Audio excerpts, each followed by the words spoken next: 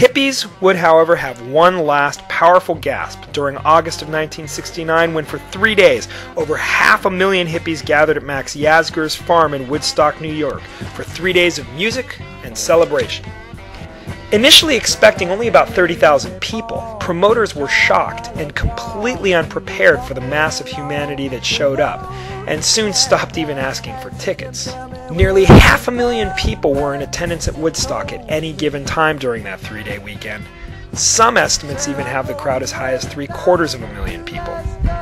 Because promoters were so unprepared, they didn't have enough facilities for a crowd this large. Not enough food and water, porta potties, or even medical facilities. Somehow, however, the hippies managed to band together and work together to ensure that as many people as possible were fed, that the ill were taken care of, people who were experiencing bad trips on LSD were provided soothing care for as well, and even a few babies were born at Woodstock. Hippies danced and grooved to the sounds of Jefferson Airplane, Creedence Clearwater Revival, The Grateful Dead, Jimi Hendrix, Crosby, Stills, Nash & Young, Joe Cocker, and Janis Joplin, among dozens of other performers, unaware that their time in the sun was about to come to an abrupt halt. If there were any doubts that the peace and love generation was coming to an end by 1969, the Rolling Stones put those doubts to rest once and for all at the Altamont Speedway.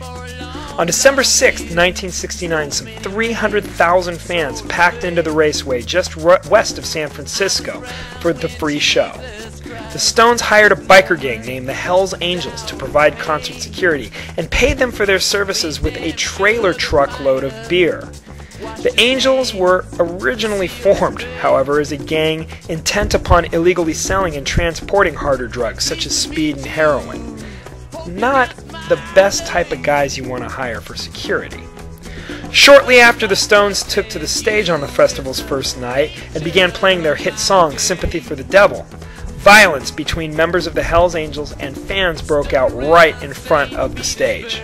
Meredith Hunter, high on methamphetamine at the time and enraged because his girlfriend had confessed an attraction to singer Mick Jagger, approached the stage and pulled a revolver out of his jacket.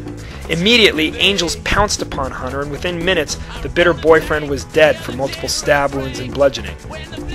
Unaware that a murder occurred right in front of them, the Stones urged the crowd to control itself and played on for 8 more songs. The murder at Altamont signaled the end of the hippie movement, as the violence it professed to protest had ultimately consumed its very members. The end of one era, the rise of another. Republican politicians, namely Richard Nixon, capitalized off of the violence, drug abuse, open sexuality, and chaos of the hippie youth. Hippies who had politically aligned themselves with Democrats felt betrayed by Johnson's continued commitment to fight in Vietnam.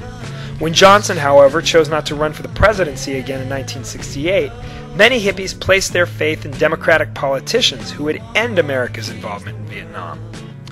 With, however, the assassination of Bobby Kennedy at a Democratic conference in Los Angeles in 1968, the Democrats seemed directionless, leaderless, and its young supporters were seen by the rest of America as unwashed, drug-addicted, oversexed, and anti-American.